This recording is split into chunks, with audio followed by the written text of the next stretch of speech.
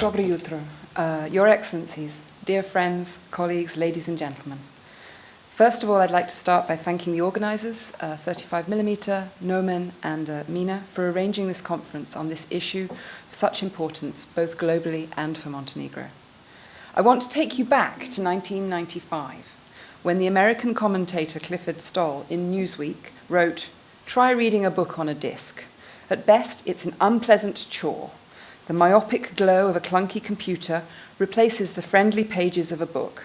And you can't take that laptop to the beach.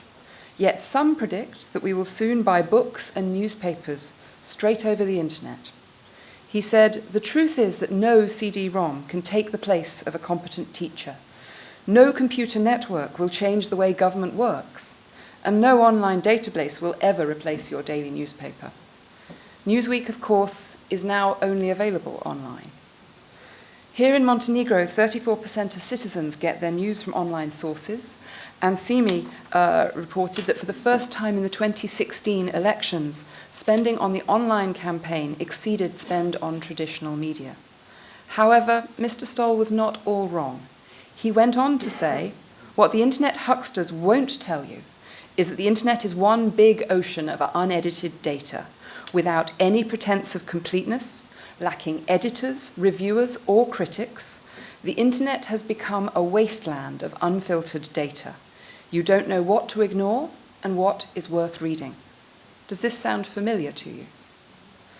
There are a multitude of challenges facing our media today: falling newspaper circulations, declining advertising revenues, changing consumption, and wholesale disinformation. In a world where only 10% of the global population has access to a free media, fake news and disinformation are often wielded as a weapon to undermine and destabilize societies. According to the 2017 Reuters Institute Digital Survey, only 43% of the UK population felt they could trust the news most of the time. People are generally aware of fake news. 53% of adults say they are worried about being exposed to fake news on social media. And while many people worry about the effects, they may not realize the influence it has on them. People tend to think highly of their own ability to spot fake news, but rate the ability of others much lower. Only 28% of people believe that the average person in the UK could identify fake news, but 66% thought that they personally would be able to spot it. Sadly, both the UK and Montenegro have seen disinformation used to influence public debate and choices. And that's one of the reasons why the UK is at the forefront of the efforts to fight such malign influence. This year, the UK government announced a package of nearly 10 million over 3 years to counter disinformation and fake news and to strengthen the independent media in the Western Balkans. This project demonstrates the UK's enduring commitment to the region, which will see UK funding to the Western Balkans double to almost 80 million by 2020-21. Specifically, this year, the UK is working with Albany Associates to promote media literacy and strengthen the independent media by providing professional training packages for regional journalists and public broadcasters. We're also developing and delivering fact-checking and verification training for Montenegrin journalists. Through the UK government's Cabinet Office, we're providing training to strengthen the Montenegrin government's ability to detect and respond to fake news and disinformation. Overall, the UK is investing more than £800,000 this year to strengthen the professionalism and resilience of the responsible media across the Western Balkans.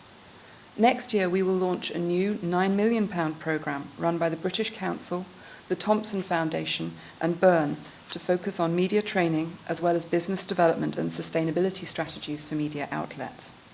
I'd like to talk a bit about accuracy. The digital revolution has led to an unprecedented collapse in the cost of gathering and transmitting information.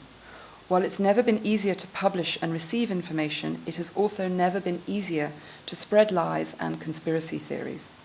Social media offers a malign opportunity to whip up hatred and incite violence against vulnerable groups. Trusted, sustainable, high-quality media, which reflect and represent the citizens they serve, is needed more than ever today. In the era of fake news and concerted propaganda by hostile states, supporting high-quality and responsible media also means countering the incoming tide of disinformation. Let us not pretend that journalism has always been an error-free business. News is fast-paced, and mistakes can happen as stories change and new facts emerge. In the UK, the tongue-in-cheek description of over-enthusiastic journalists is not wrong for long. But there is a difference between a mistake under pressure of a deadline and the deliberate disinformation designed to disrupt. We know that some of the problem is state-sponsored. Russia, for example, persistently deploys its state-run media organizations to manipulate democratic institutions. In other cases, disinformation comes from people who simply see a business opportunity. Clicks mean money, and so there are financial incentives to publish sensational stories with little regard for their accuracy or effect. Two of the most widely shared fake news stories in the whole of 2016 originated, as I'm sure you all know, from the small town of Veles in northern Macedonia, where fake news became the primary source of income. A BBC World Service documentary last week followed a medical student from Veles who explained why she created fake news to pay for her studies. Of course, fake news has always been around. There's a quote attributed to the newspaper editor Mark Twain that a lie gets halfway around the world before the truth gets its shoes on. Okay, but even that quote is disputed whether he actually said it, so that itself might be a piece of fake news.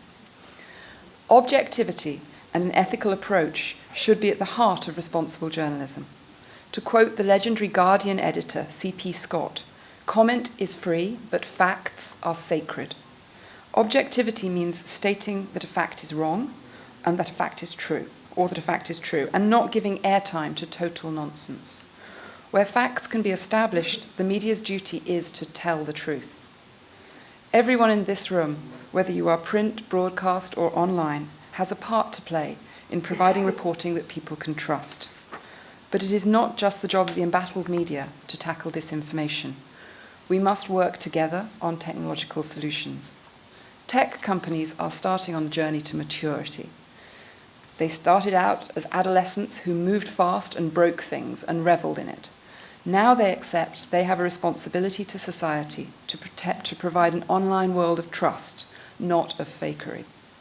Facebook and Google are using technology to prevent the spread of fake news online through algorithms that promote trusted news rather than dubious ones. Twitter is tackling the use of online bots that aim to artificially promote fake news stories. And this is the start of a journey through an evolving landscape, and much more needs to be done. Part of the solution also lies in education. It's not easy for our children, or indeed for any of us, to read news online and work out what's true and what's not. Our schools and our curriculums have a valuable role to play, so students can tell fact from fiction and think critically about the news they read and watch. So that is why one of the most important ways in which the UK is demonstrating its commitment to the Western Balkans is through the British Council's 21st Century Schools programme. This is a £10 million programme which will bring innovative teaching, focus on problem solving and critical thinking and coding to every primary school in the Western Balkans.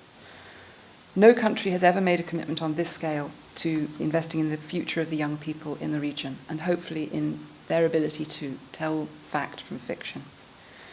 In the end, however, the best way to fight malicious misinformation and fake news is through transparency and accountability and good governance.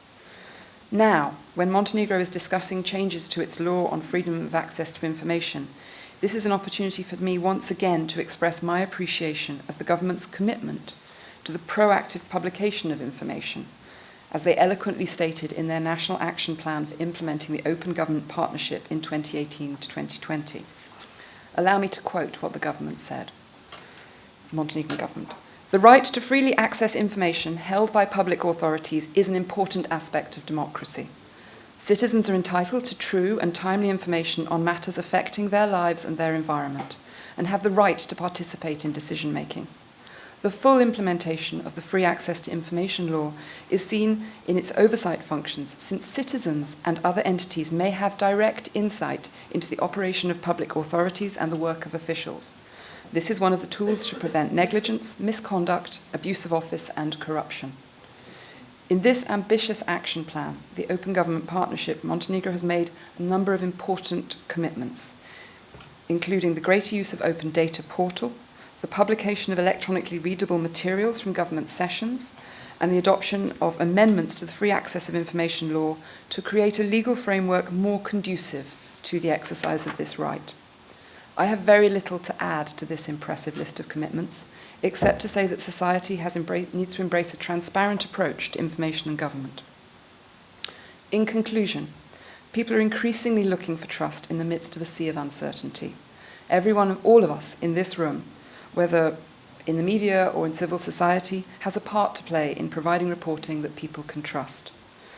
A sustainable, healthy, and trusted press is a beacon for our democracy, which we must keep in our sights.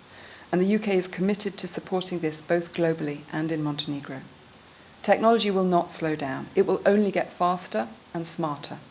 We should respond in a way which is consistent with our democratic values, because how we respond will shape our future. Thank you.